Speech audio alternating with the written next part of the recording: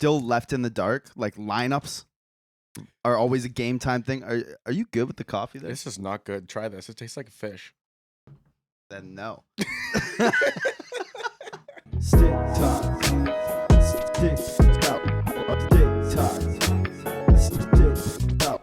Stick talk. Stick talk.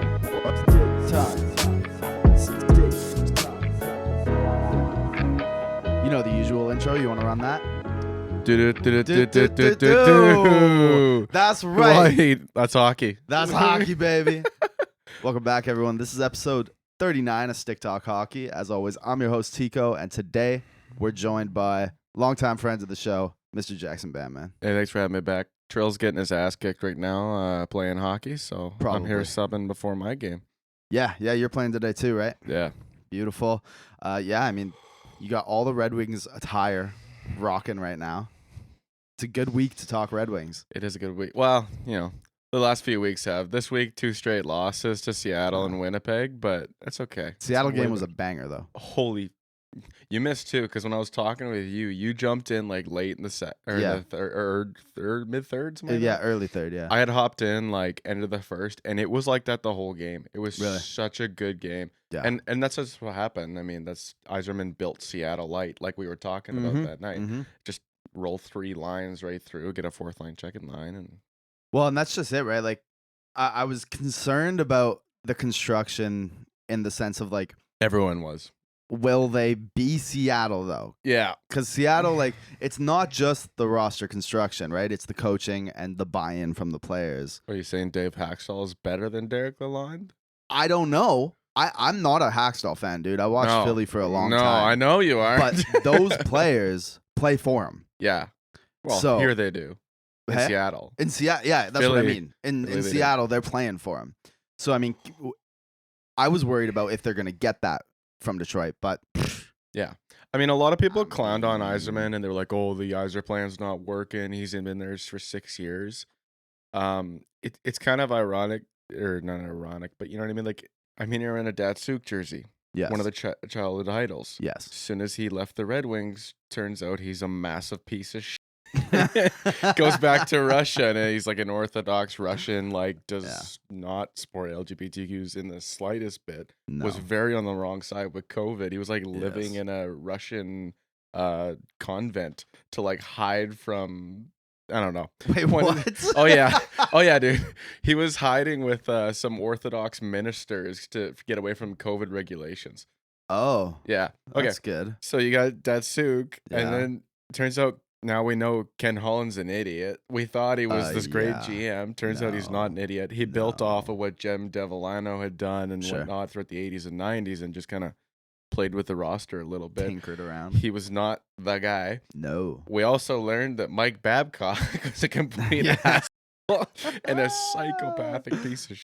Yeah. Like, I could have coached that 2008 Red Wings to the Stanley Cup. I could have coached them back there in 2009. I could have probably coached the 2010 Olympics. Like, so all these heroes of my childhood was like, oh, man, they just sucked. Yeah. So Holland left us in such a bad state in 2015. Like, it was Larkin. It might be the only one left on the team. He is like, and that was all was worth keeping. Right. Like, they were in such a bad state, and then they drafted so poorly. We were just talking about before this, you know, Quinn Hughes getting passed on for Philip Zazina. And dude, like that one, like, every time I think about that, because I remember I was at your house for that draft.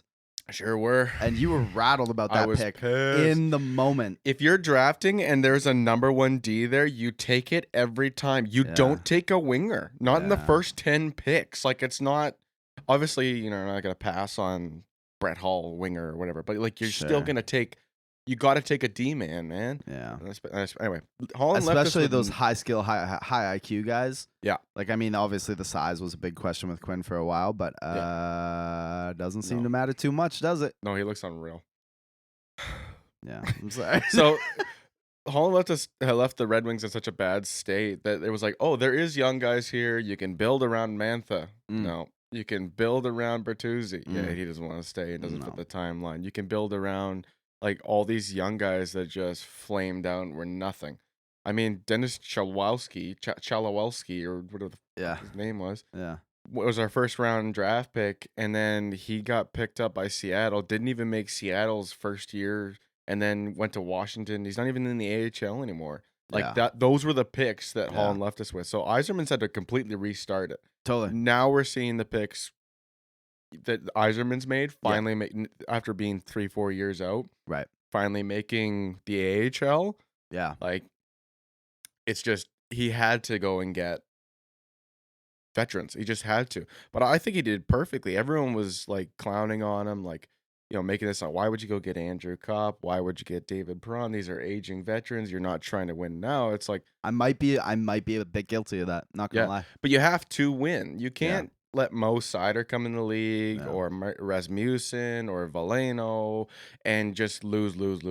Yeah. And if you're gonna have a hometown boy in Larkin captaining this team, at a certain point you have to be, and especially too, he didn't sign his contract till last year. Right. So we didn't have him long term. You have to convince him you can win. Yeah. So you have to sign these veterans. But all they did, if you bring up the roster, was bring in fantastic middle six players. Yeah. Jonesy, can you pull up the Detroit roster? Like, if you asked 3 people of varying intelligence why are the Red Wings doing well, like the idiot brain would say, well, they got Alex DeBrincat now and he's scoring. Sure. And then like the educated mind would be like, well, no, it's an improvement on the middle six, like, Copperon, Coffer, Rasmussen, Daniel Sprong. Love that signing. Daniel Sprong has been unreal. That's a great signing. Yeah. Great signing. It's like, oh, it's made the middle six better, and like now they can actually defend. Mm-hmm. Makes total sense. Mm-hmm. But then, you get to the Galaxy brain dude, and he's like, well, no, it's because they got DeBrincat, and he can score. Like, the Red Wings finally have scoring threat consistently with DeBrincat. And, like, some of the goals have been ugly the first few weeks, but he's getting them on net like we haven't seen. And that opens up Larkin, and it opens up Raymond. He's gelling with those two. It's you can so see nice. it. Yeah. Plus, too, like, he's from Michigan. He's from, like, I think it's, like, less than 50K north of Detroit. Larkin, same deal. So you got this, like, this makes me sad. I wish we couldn't use, because he's also from Michigan. To have that Michigan connection right now in Detroit's fantastic. But yeah, the defense is just, so as a team, they can defend, and that's the whole thing. But I mean, the advanced stats on Hall are looking pretty rough out the gate here. Yeah, we knew that though. But we knew that was coming. Like, there's Red Wings fans clowning online. Oh, he's leading the league with +9. You're like, plus minus is a joke, but it's nothing. Stat. Crosby's like never plus double digits because he's on the ice so much. It's a joke stat. It's not. But it shouldn't be used realistically. Dude, we had to sign NHL defensemen. Yep. Like, Jake Wallman was a steal from St. Louis. Mo Seider's been absolute home run. Ghost has been great. Ghost has been a surprising good signing. I was like, okay, fine, but like on the power play, he's been great. He moves the puck fantastic. Yep. It's a very consistent core throughout.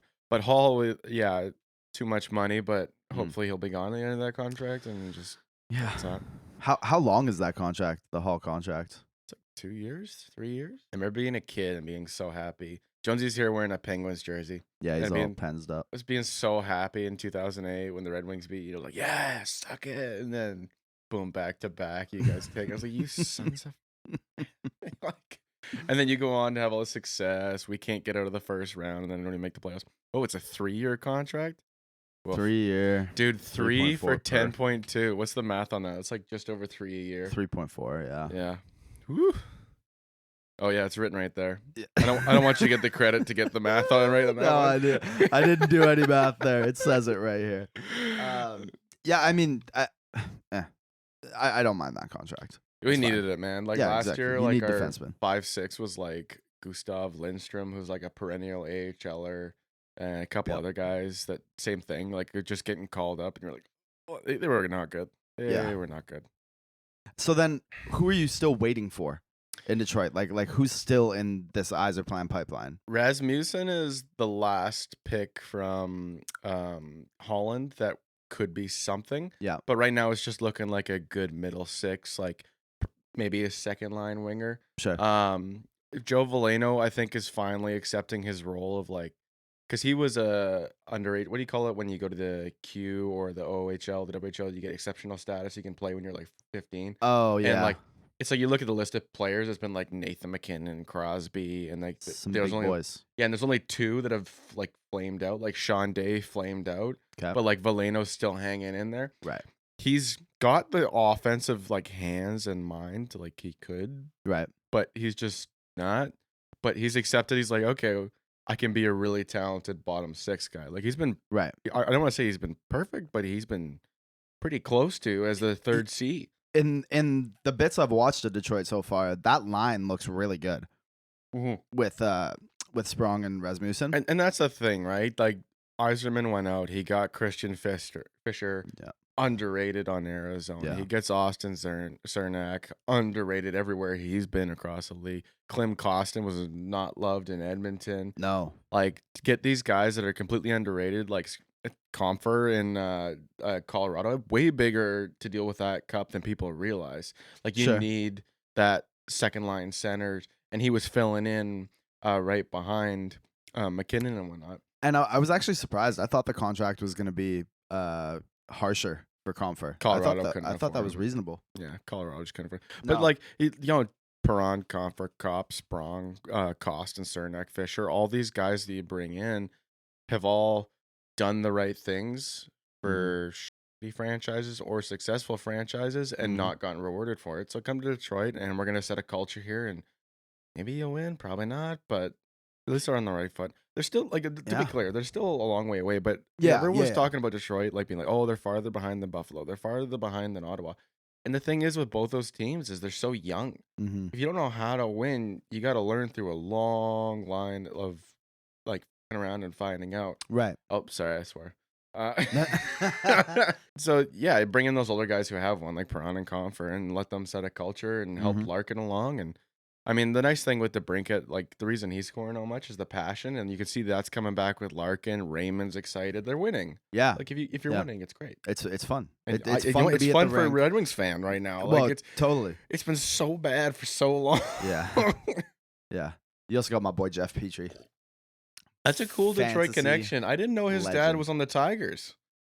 Oh, really? Yeah, dude, his dad won a World Series with the Tigers in the 80s, and that's why he wears 46. His dad was a pitcher. I had no idea. Yeah, now you know. That's awesome. You know. So, I mean, Detroit fans got to be happy about that. Yeah, super happy with all the signings. The only one I've seen flack for, despite his numbers, has been James Reimer, and that's because of the anti-LGBTQ stuff. Yeah. But that's also been silenced, like most sports fans. As soon as he starts winning, it's like, oh, we don't care about that now. It's like, why? I don't forget. Yeah. I'm not a fan, but yeah. Yeah. And I mean, so now it's obviously a really tough division, but with Ottawa kind of stumbling out the gate, that helps quite a bit. I don't get the Ottawa love. I don't see it there with the roster. No? And like, no. And Leafs fans were like, if a team is celebrating when you steal their assistant coach, red flags. Like, immediate red flag. Valid, when Tampa lost Derek Lalonde, they were like, man, like, good for him. This needs to happen. Right. When DJ Smith is getting applauded out of Toronto, it's like, oh, Jesus. Like, dude, speaking of DJ Smith, we should go into.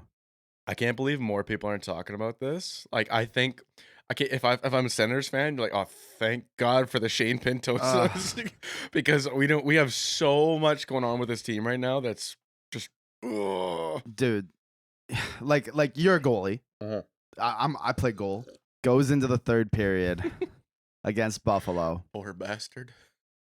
Goes down to the net just to find out he's been pulled. You can see in the video, he's doing his like mental reset. Like, okay, like, new period, start keep the boys in this. Getting himself ready. And then the veteran Hamonic. Travis Hamonic has to come down. Placing Forsberg. Forsberg came out to start this third period. And here he is. He's in the one in the net. And you see Hamonic coming over, and he's telling him, no, you're not playing in this third period, and you are going to... Hey, and buddy, tell him.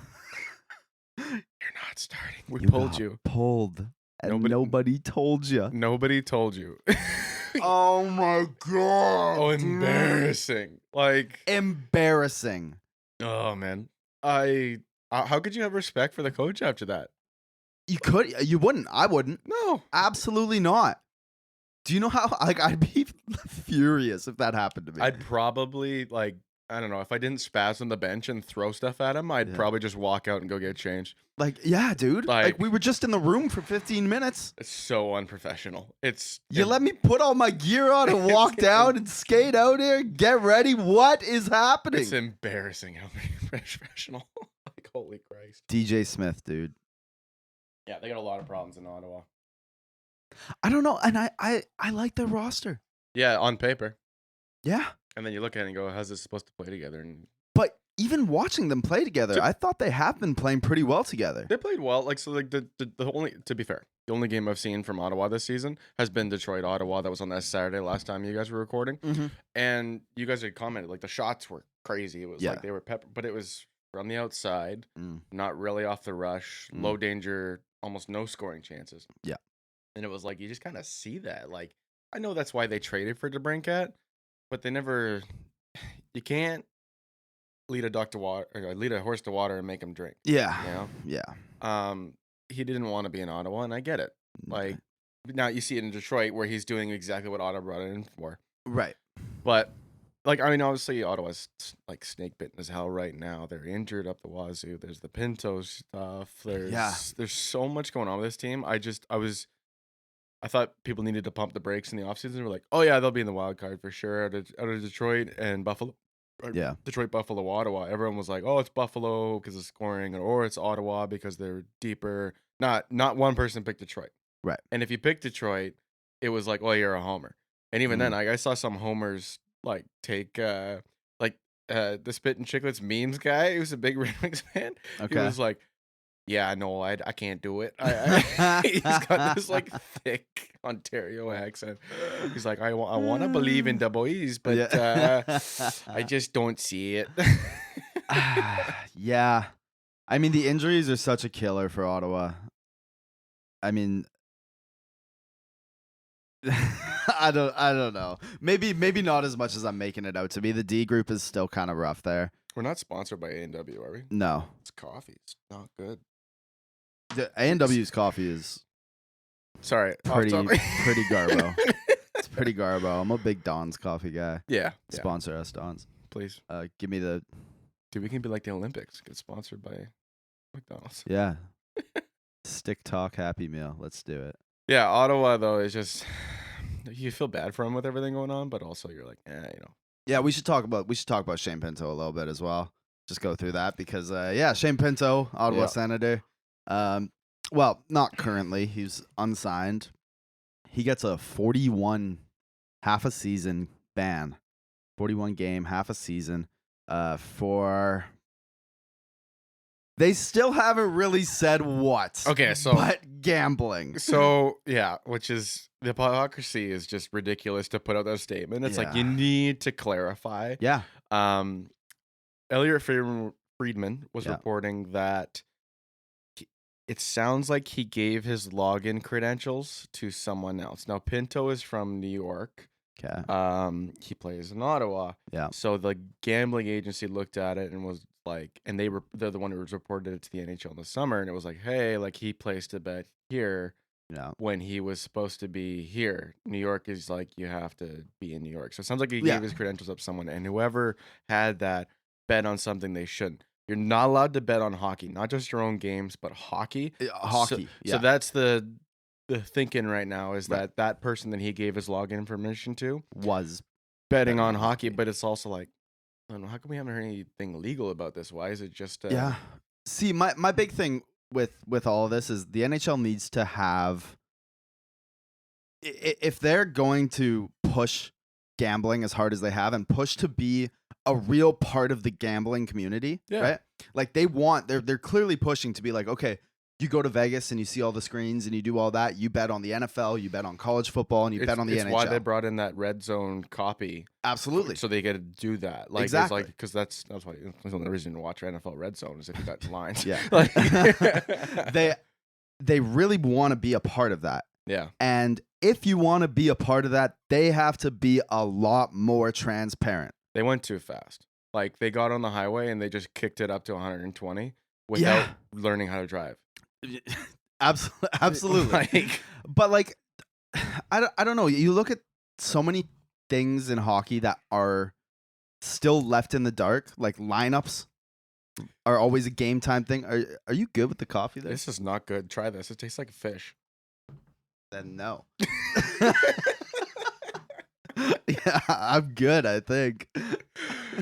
Do better, A&W. Do better. Okay. Yes. Yes, but like lineups. Yeah. That's always something that's like game time decision. And that's because of tradition. Yes. It's a traditional game. Injuries. It's up to the coaches. Injuries is a big one. It's Yeah. he's day to day. It's It's a lower upper body injury. Well, what kind of lower body injury? Lower We're talking about body. his knee, calf, thigh, foot, ankle, toe. He was day to day. Now Genitals, he's like- week to week. Yeah. Now he's week to week. Now he's Yeah. day to day. And it's like, Who was it that was week to week? And then they came back. Oh, he was a star. Who was it? JT Miller. Yeah, he was Yeah. week to week, and then he's just like, "Oh no, I'm playing." Yeah. And it was like, "Wait, what?" He got hurt on because it was right up to the trade deadline. Yeah, And yeah, he was hurt and he was week to week on Tuesday. And then he played Thursday. it's just it's all made up. It's all a fallacy. There's no like set plan that you can agree on to be like, okay, like there's no understood language. Yeah, There's just Yeah. stuff thrown at see to what sticks. It's 100%. Yeah. So I don't know. And I think that, like, transparency is key. And in this situation, it's just as apparent, right? Mhm. Like, if you want people to not worry about it, like gamblers and the line setters and Vegas as a whole, Yeah. to hear a story like this and Mhm. not be concerned that a guy's throwing games, Yep. you got to be transparent about it. Yep. And there's just not a whole lot of that happening here. This league's a joke, man. It's Yeah. become so evident in the past 5 years. It's just like there just was a more and time where you more. could say, okay, like I understand why they're doing this. They're doing what's best for the league. But then you look at it for the big picture, and you're like, the hell are they doing at the front know. office? Like, I hold it in lower regard than the NFL, and that's hard to do. so we ranked it last week. We were talking about like, because in the 90s, like culturally, it was like the MLB was up there number one, and then the NFL was following. But then it was like it was like a battle between basketball, Yep. like the NBA specifically, Yep. and the NHL. And then in today's modern, and in that time now, obviously, it's easier to sell basketball because it's all you need is a hoop and a ball. Yeah. But they've grown way beyond what the NHL had for reach. 100%. And as far as a cultural impact, we're like the NHL and hockey in general is behind boxing, motorsports. I would even say soccer. The amount MLS. of- like it's not even MLS, but like just like if you rope in the English Premier League and MLS Yep. and the Italians and all the other like I know more people who Yep. follow those religiously than they do the NHL. Yeah, And I think obviously that's part to do with the internet being such an like for sure. It's a lot easier to watch. I'm a those fan games of an now. out of market NFL team, and that's Right. because I can actually follow them. If this was 1992, I would not be a Chiefs fan. I can't watch the games. Right. But I would have Seahawks games, and that was it. Totally. So you'd be a Seahawks fan. Yeah. So you kind of just gravitate what was in your market. But now it's like because I can watch anything, anywhere, anytime. Yeah. I get to go and do what I want, and people are not picking hockey. Yeah, And yeah, specifically exactly. Not picking the NHL. Yeah. Like people are choosing to go away from them.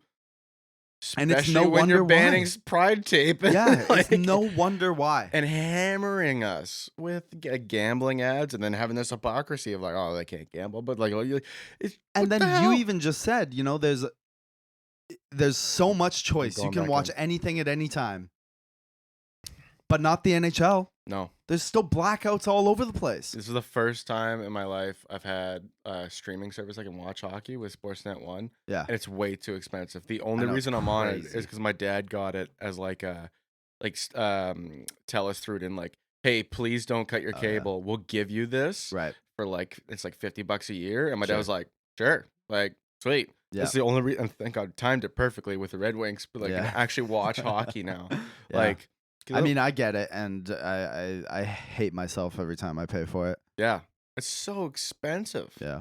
And you're like, I don't know. It's easy, like in other sports have it. It's easy to structure your day out. Oh, Mhm. I'm gonna watch one game of that Blue Jays Mariners series because Sure. it's on the Wednesday night. Yeah. Oh, I'm like it's Sunday 1:30. Chiefs and Broncos. Gonna Yeah. watch that game. Carve that out. Hockey, it's like because it's so much all over the map. Yeah. But, Yeah. yeah. Yeah. At least like with football, right? It's only going to be one of 5 3 times, days a week. basically. Yeah. Yeah. 3 days a week except for playoffs, and Yeah. even then that's twice Yeah. where they play on the Saturday. And that's, Exactly. Yeah. That's nice. Yeah, for the casual fan that's looking to just like catch the game once a week. It's perfect for that, right? Yep.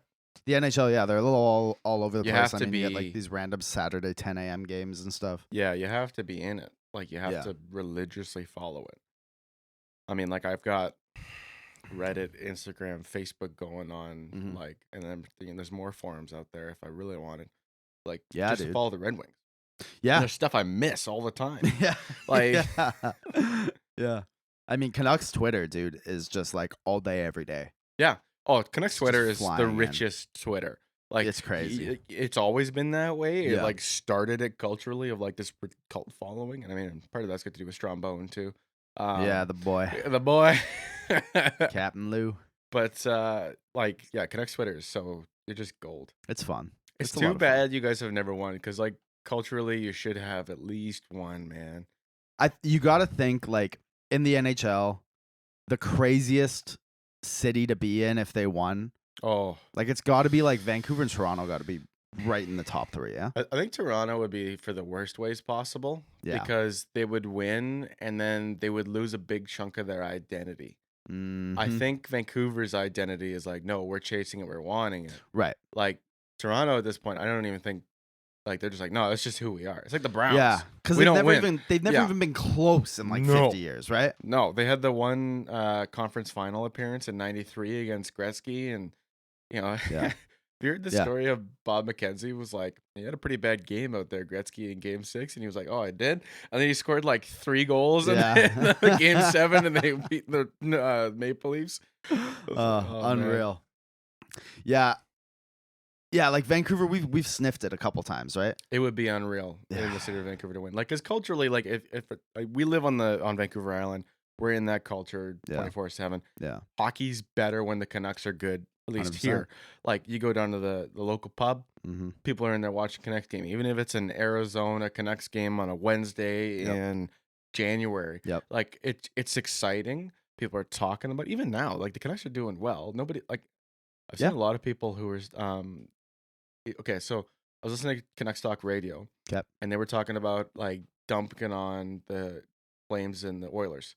Okay. Do you guys actually think you're like better than Dude. both those teams? 'Cause Okay.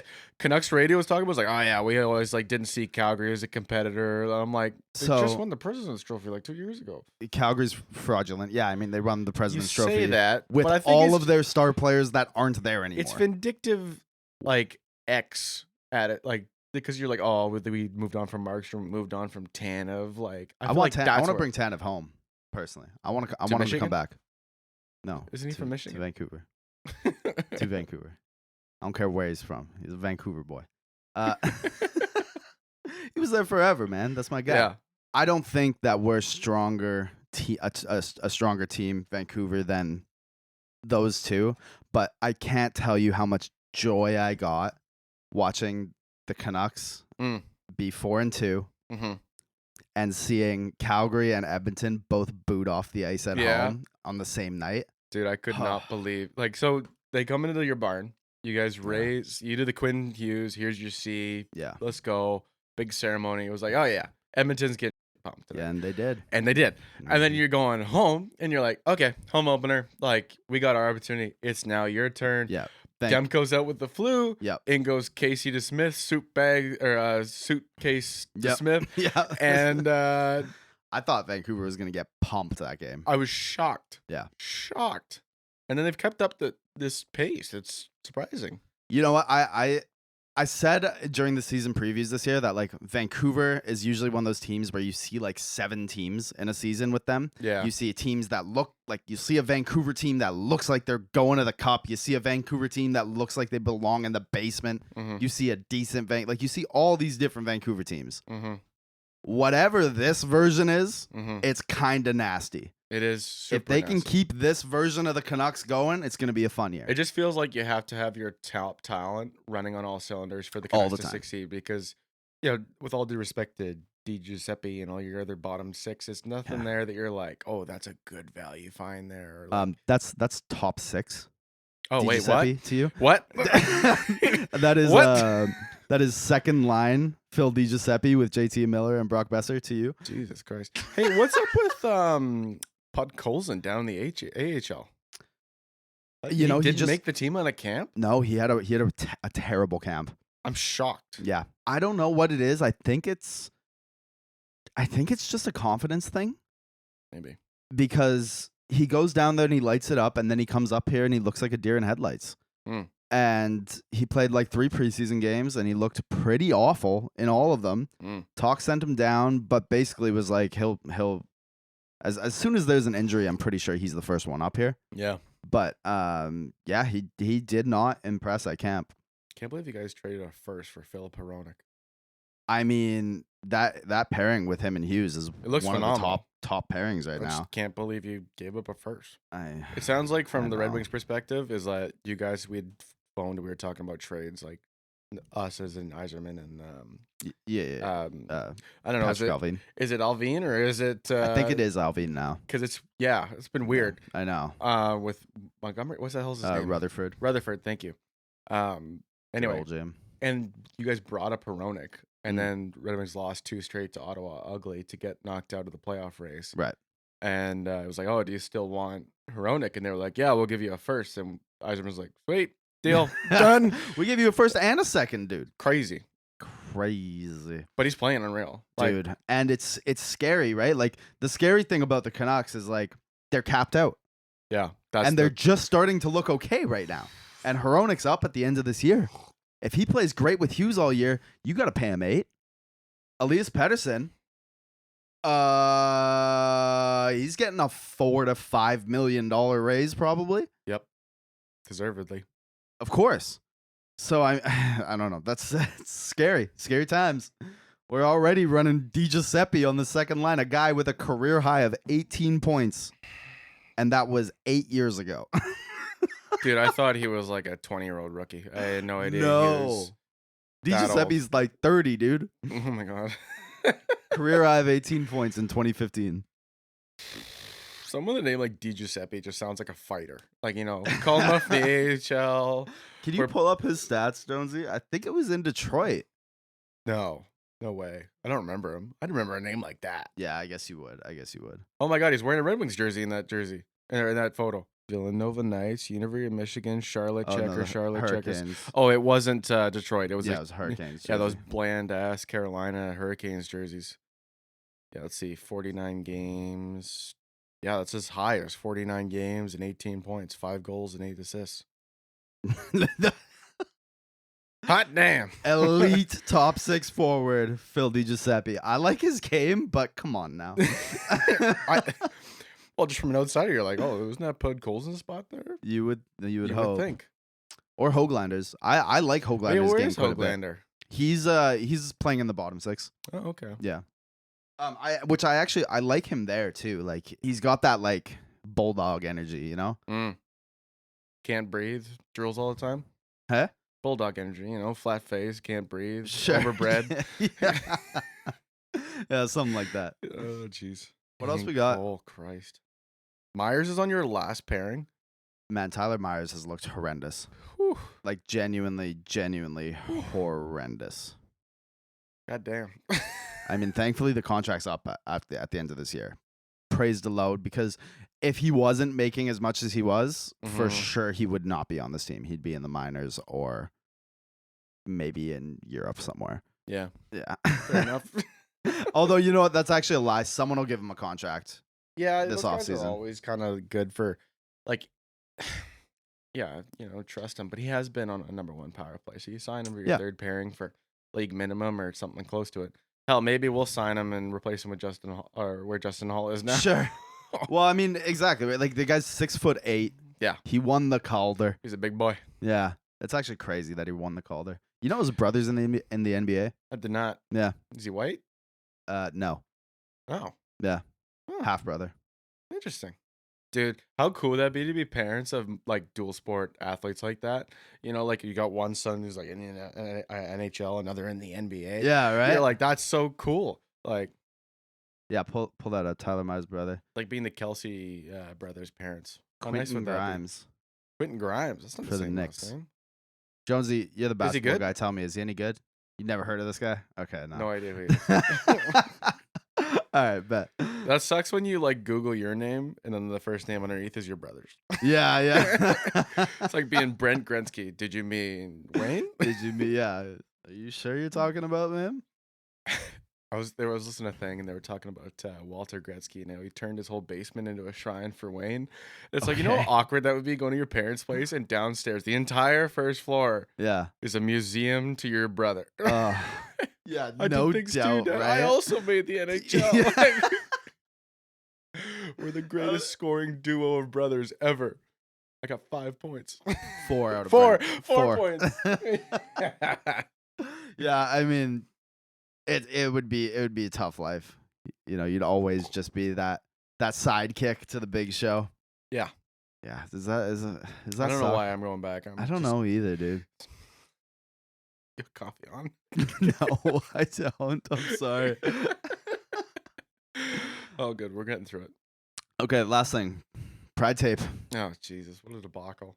How Embarrassing. How embarrassing. I saw a great political cartoon. It was someone like, it was Gary Bettman like taped to a chair in pride tape and he's like gagged and it's like, and then Dermot skating away like with the pride tape on. Yeah. I just can't believe this has been such a big deal. Like, why would you go and make something out of this?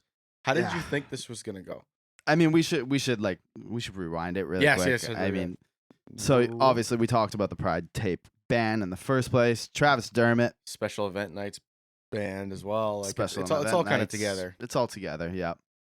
But Travis Dermott, What a legend. Arizona Coyotes defender. He's kind of bounced around for the last few years. He's the guy. He did it. He rocked the pride tape on the shaft of the stick and forced the NHL into a really, really embarrassing situation. Did you hear Brian Burke came out? He was like, I'll pay all fines. Yeah, I saw that. Yeah, because his son was gay Yep. and tragically killed. Yep. So he's always been which is funny because he's a big guy. dinosaur. I know. But he's always been like, you look back, he's like on the right side of a lot of things. And you're like, damn. Shout out to Berkey for that, dude. We've talked about Burke a couple times on here because he's shown beauty. Yeah, Tells certified great beauty. stories too. Oh yeah. Sorry, back to pride tape. Go. Yeah, no, I mean they put the NHL in a really embarrassing situation where they had to either I just don't understand how in a boardroom you're sitting there and you're like, hey guys, we're gonna look terrible. Yeah. Like and there's not enough of a payoff here to look terrible. Like Right. there's times where you just gotta rip the Band-Aid off, take the hurt, and then move on because in the end you'll be better off. And there's times where you're like, no, this is like stabbing yourself in the stomach and ripping yourself open. Like, what the hell is the point of this? You look awful. Yeah. Yeah. And I mean, once it happened, right? Once Dermott did that, there was no right situation for the NHL. They screwed themselves. Either you find the guy and look like the worst people on earth, or you don't, and you show that you're a fool. It never meant anything in the first place. Yeah, you were just appeasing the homophobes to begin with. Shout out horrendous. to the LGBT community, and obviously they've been going through this forever. Of course. But the fact that this whole while they've stood up, made their opinions vocal, brought it to the forefront, opened a discussion, actually got out and like called the NHL on this has been great. Yeah.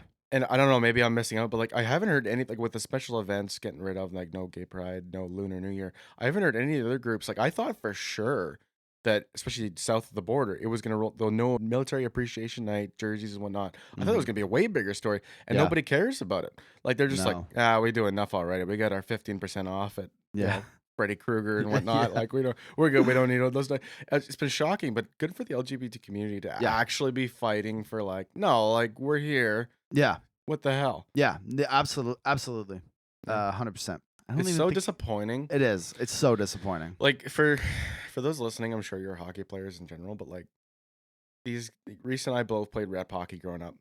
There's a lot of crappy individuals in hockey. Yeah. It's a culture, at least in Canada, of my son's gonna make it. He can do no wrong, and the kids get away with a lot.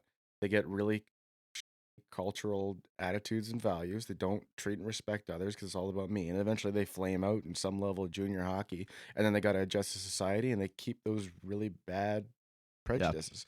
Yeah. So these guys that do make it come into that culture, and there's a lot of NHL players that are bad people who just downright despicable. But we had this little victory where they were going on the ice, wearing pride jerseys, at least pretending to care, and had one night a year at least where they were using the pride tape in the warm-ups. Not even in the game. Yeah. Like, you don't see guys skating around with camo stick tape like they're an atom. No. You don't see guys skating around in pride tape. You don't see guys going out there with a pink breast cancer during the games. No. Maybe a little bit in the breast cancer if your mom's been affected. I think there's a few guys. But anyway, the point is, like, this was a nothing deal. Yeah, like totally. it was a very nothing gesture that now has been created into something bigger by the NHL. Yeah. Because it was not in a positive light, not in a light of like, hey, we want you to support this, in the light of like, we're just as backwards as It's a shame. It's a shame. But like you said, shout out to the community for really standing up, and shout out to Travis Dermott. Yeah. That's the guy. Good work, buddy. I'm glad that like when it's all said and done, at least like he can always hang his hat on that. Totally. Like Dermott's never done anything special, doesn't have a cup or anything. He's gonna finish a career in Arizona realistically. But he can always have that hang up of like, no, he stood up and talked. Mm-hmm. Yeah, when no one else did. absolutely. You can never take that from him. Totally. And I think that that's a big part of what makes his statement so profound is that, like, he's got a lot to lose. Yeah. You know, it's not Connor McDavid who's making all this money, yada, yada. He's not sitting on a 6-year, $60 million he's on contract a two-way in New contract. York. He's in Arizona in a college barn. Yeah. Like, on a two-way contract. Like, this guy, I his love career those could be tests of done any character day. when those tests of character when people pass with flying colors, you just, gets you going. That gets going.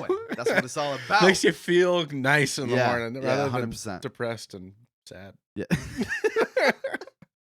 All right. Well, I think that's it. I don't want to keep you. I know we got lots happening today. I got a game here pretty quick. Yeah. So, thanks for coming on, Jackson. Thanks for it's having always me. a pleasure. Nice to be talking about the Red Wings in a positive light for once. I know, it's beautiful, right? And it Same shows with better the with the Red Canucks. Wings and the Canucks. Well, feels not the great. same. Not the same. And no We're doing Devils this. talk We're doing today. this. And no, we almost made it through a whole podcast without talking about the Devils. The Devils. Nobody gives a shit about the Devils, Dad. You're on the West Coast anyway. Hey man, I'm not gonna lie. They've grown on me quite a bit. Yeah, I know. They've grown on me quite a bit. It's only because you're friends with Trilly. Yeah, but we got that Hughes connection. I'm a big Hughes guy. If it weren't for Daryl, yeah, I would never talk about the Devils except for the negatives of the trap, Jacques Lemaire, and the asterisks on the Martin Brodeur. That's records. a bit of a boomer take, Jackson. I'm not gonna lie. That's okay. I'm all right with it. I have to be wrong sometimes. All right. Thanks for having me. Of course, as always, keep your head up, guys. Stick talk. Stick talk. Stick talk. Stick.